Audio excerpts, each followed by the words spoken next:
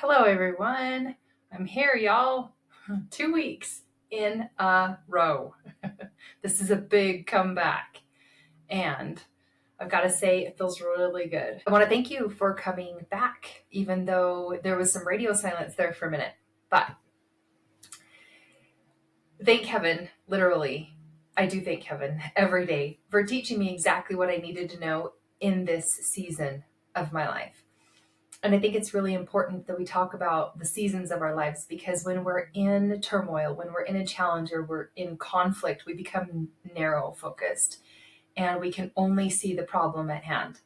We aren't thinking any further along. We aren't thinking any further ahead. But if we could keep somewhere in our minds to bring to the present moment in that challenge, that this is only a season.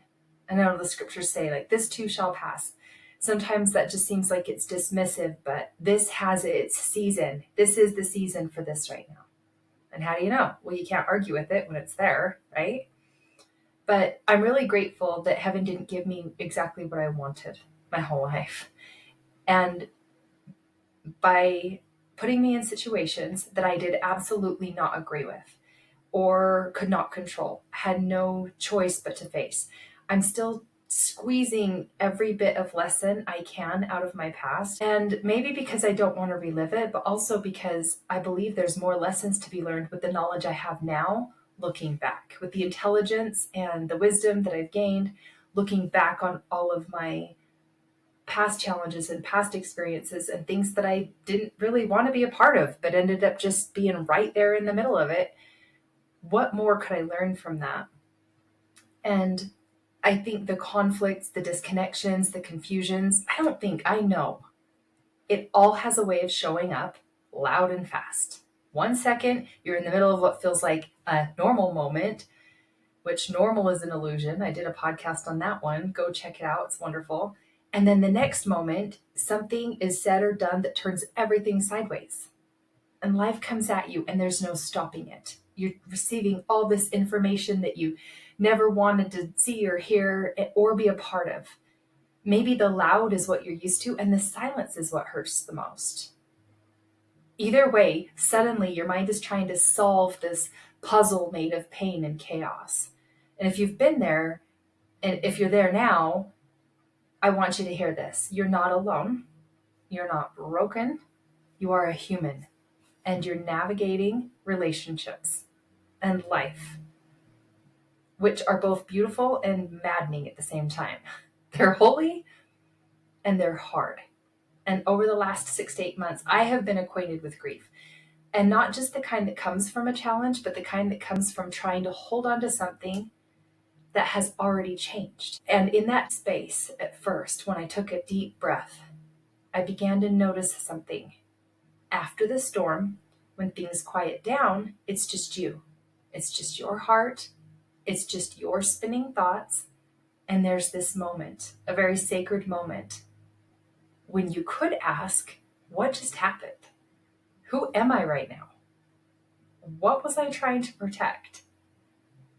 And the most important part, what do I want this to mean moving forward in my life? I firmly believe we should have all been taught this in school.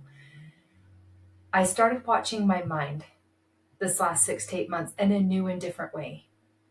And it increased my abilities and my capacities to something I never knew.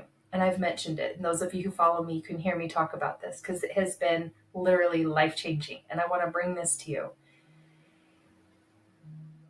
I seriously started watching, really watching, what stories did I feed my mind about the other person? What defenses did it build in me while I wasn't watching my mind? What painful thoughts created that bitter tension in my body? And the awareness around answering these questions in myself, answering these thoughts of mine, brought emotion and brought to my awareness my story.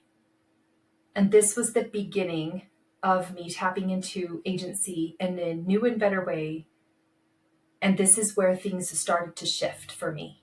This is also where see things start to shift for my clients, because once you see your story, you can start to steer it.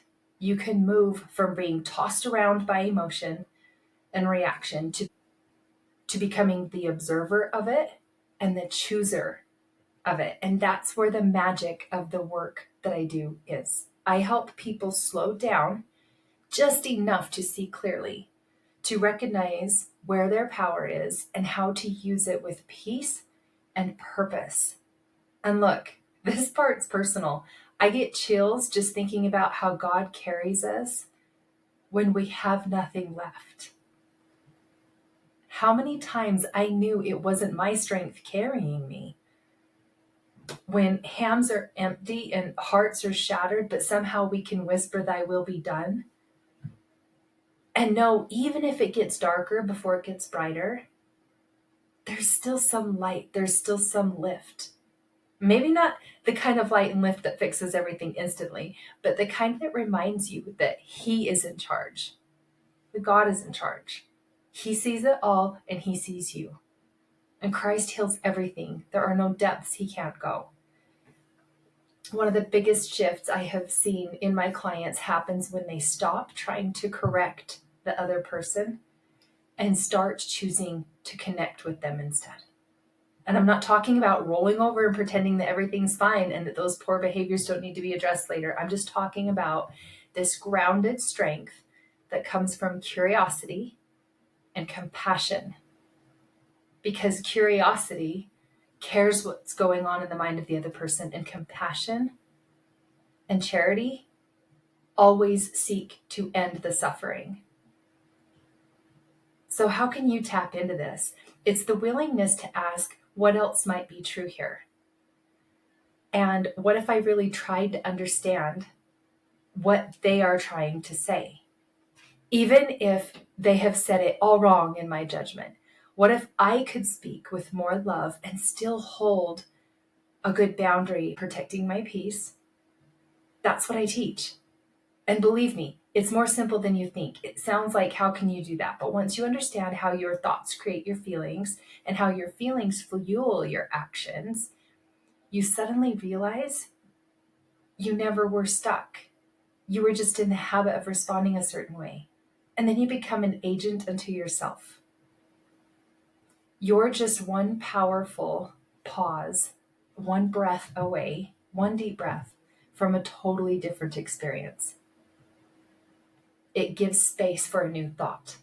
So if you're in the middle of something that's a relational rupture, like I'm talking about, when it just all breaks apart and falls apart all over the place, or if you've been left sitting in emotional debris from a conflict that still aches, let's talk. I work with people who are ready to stop spinning in their stories and start building bridges. Bridges to themselves and bridges to the people they love, bridges to places they'd rather be than where they are. I make it so simple. When you have a clear model and someone guiding you back to yourself with compassion, with clarity, then everything changes. The way you think begins to change, the way you speak begins to change, and the way you connect becomes deeper. In spite of the conflict, the story we used to have about it may have been that everything falls apart. It may have been that we're now so distant, we're not even on the same page. And whatever we believe is true. So the way you connect is literally just providing the space, providing this moment for your story to change. If that sounds like something you're craving, I want to invite you to come work with me. You don't have to figure it all out on your own. The most powerful relationships are not the ones without rupture and without conflict. On the contrary, they're the ones that had a lot of conflict and a lot of rupture and never gave up. They kept intentionally choosing it. And they're the ones that grew because of it. In the conflict, in the rupture, stronger, deeper, more enjoyable, more transparent, easier for sure. A relationship that you look forward to having instead of dreading if you have to spend all sorts of time together. Conflict adds to wherever you are. So if you're in the middle, if you're in the messiness or the mending part of it, What can you extract from that experience? How can you squeeze wisdom out of it? Because there is more for you. You have more options than you think you do. More connection, more understanding, more clarity, and much more love. And it all starts with just a single thought change, a breath before responding that provides you just a little bit of distance to observe what's happening. That moment that finds just enough courage to back up and choose to be closer to this person because of it instead of further away. I want you to stay tuned for next week's episode. I will expound on the power in taking a pause. And hopefully after hearing this, you can wrap your mind around the story you have about conflict and what you've made it mean in your life. What the arguments, yelling, harsh words, the words we say that we don't even mean. What are you making it all add up to? That we're falling apart and it's a hopeless cause? Because we tell a deeper story when we're just alone by ourselves and it lingers and we ruminate on it. So we have to ask it questions to pull it apart and find out. All right. So tune in next week. And if anyone came to your mind while listening to this, please share it. It's up to you to see that that message gets to them, because you know that that's how heaven works. Prayers are answered often through one another. All right. We'll talk to you again soon. Bye.